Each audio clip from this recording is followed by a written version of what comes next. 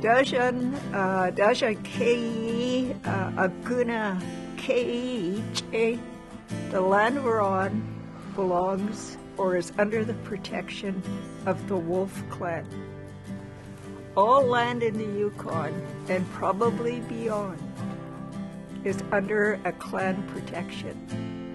So when you're home and if you're starting to be able to get access to elders or knowledge holders, you start to listen to them and you can ask them questions. Who owns this land? Who looks after it?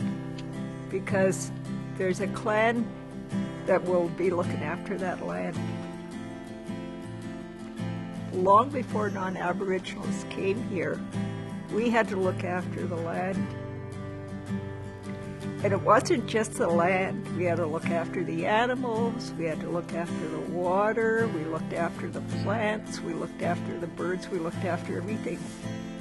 And a long time ago, we didn't live like we do now, where we say, oh, you're on the traditional territory of this First Nation. It didn't work like that.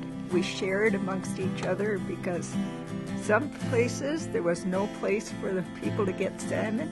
Well, they went to somebody else's land, and those people said, yes, it's here for you. Or you go to some place, there's no moose, you go there. I had said at the beginning I was going to talk to you a little bit about why prayer is important. And just about every community you go to, you will see elders or others that would ask that prayers be told before any activity starts. Most people will begin their day by praying and giving thanks to the Creator, to the ancestors, to the elders. I lived here. I didn't go to residential or mission school. I lived around here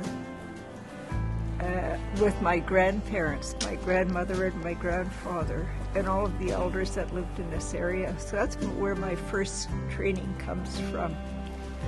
And one of the first trainings we get as an Aboriginal person is the training of Dule. But what it does, it instructs you on how to live in harmony with all the energies around you. Everything has energy. Animals, air, water, rocks, wood, even this ironstone, everything has energy. So when we're moving amongst those energy, we have to know how to move amongst it so not to disrupt it. So when you deliberately disrupt that energy, that's when people always say, oh, it's bad, do that. This youth camp, these are family members of missing and murdered Indigenous women and girls. They're the youth who, they're probably not very familiar with MMIWG, but in some way or another, they've been affected by it because either their parents or some relative has been in the grieving process. So this is to benefit them and to help them to get experiences being out here, connecting with one another and being able to support one another too. So just making that connection, that friendship, yeah.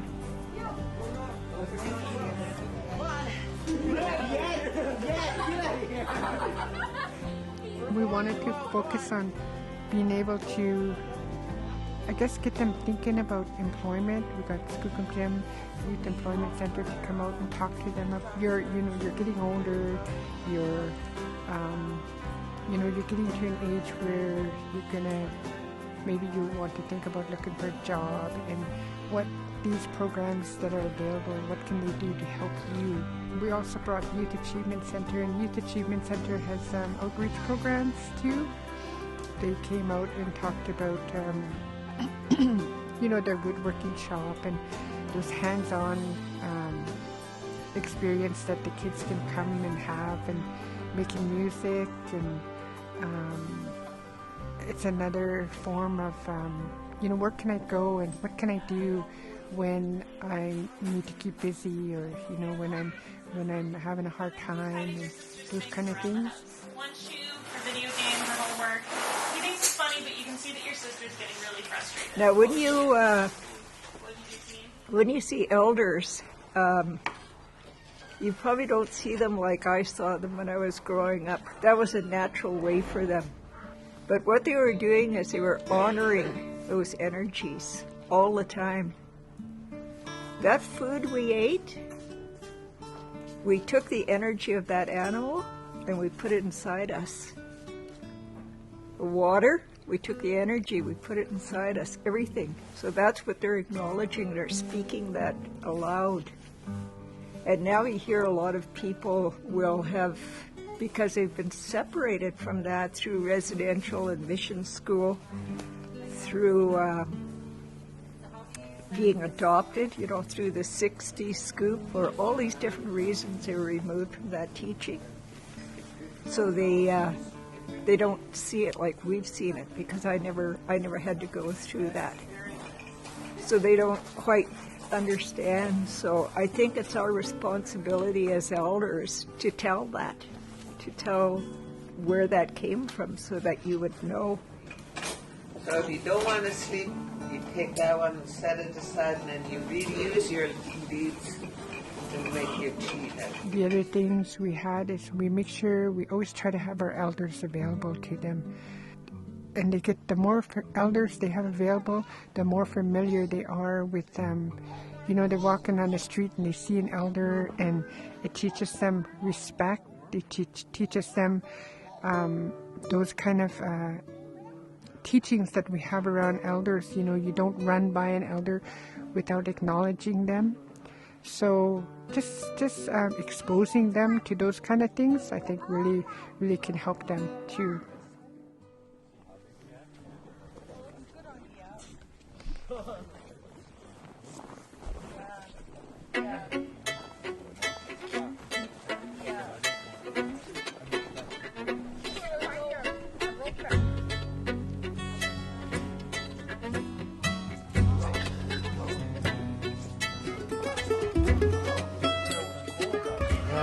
I took out some boys. We all went out for a horse ride, and we used to have our own horses, so it's been a long time.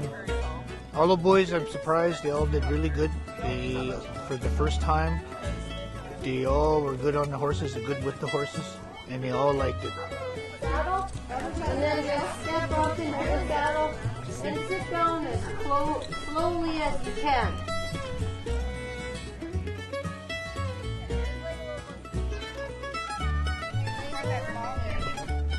Well, I know these boys pretty much, and I know a lot of them that grew up in the town. A lot of them just liked video games, and they were nervous. They got on a horse, and they went for a good ride, and now they really like it. And some of them really hooked to it. My little cousin, he says, I'm going to get my Nana and my Papa to buy a horse. So that's how much he liked it.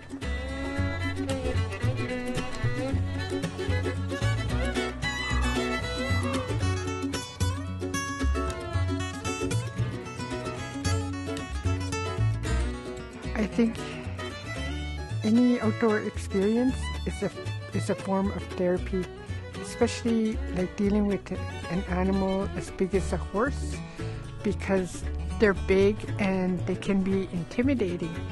They need to behave around the horse. They can make a connection with the animal. It can teach them that if you take care of and treat them good with respect, that they'll take you where you want to go, and they'll respect you, and you know, they won't buck you off and that kind of stuff. So I think it's a form of therapy to help them in some way. It gets them an experience being like, there's other things to do besides being in town. You know, you can go out and have these kind of experiences and enjoy yourself. Yes! It was my first time. When I was on the horse, I learned something new. It was good, and I like going up the hill because I was jumping a little bit. If you wanted to go right, you just have to pull the string on the right side.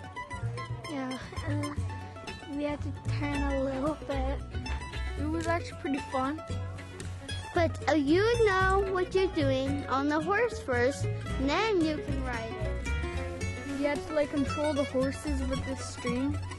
And if you pull on this side, it will turn right, and then this side turns left. They taught us how to like get on the horse and steer it. It's pretty easy. You gotta grab the string that controls them, and then you grab on the big hair, and then you grab onto one side, then you get up, and then over. I don't know, we went like 50 kilometers up there, like way up there. And we went through a few different trails. It's pretty fun. It was a long trip. We stopped like 2 times just to take a break. One for lunch and one just to relax. This is my first time. There were times where it was like a little scary. I learned how to move the horse and stop it if it gets out of control. I thought I was gonna fall off because the horse had to jump at some point, but it was fine. I learned how to feed it properly and move my way around it without scaring the horse.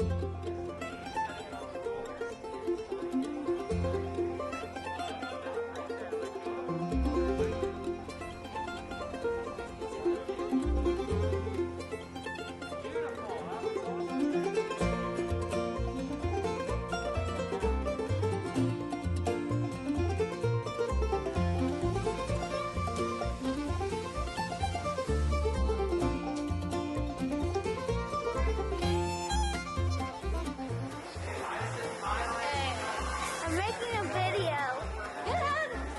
We learned, we did some stuff with yak. I made this. I learned about bite. I never learned anything because I was too busy on the camera.